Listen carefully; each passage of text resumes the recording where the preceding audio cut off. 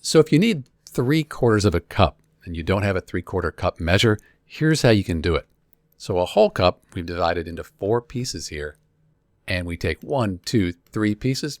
That's 3/4 of a cup. Each piece is 1/4 of a cup. So if we want a 3/4 cup measure, what we can do is just take 1, 2, 3 of these 1/4 cup measures, add them together, and that gives us 3/4 of a cup. Not too bad.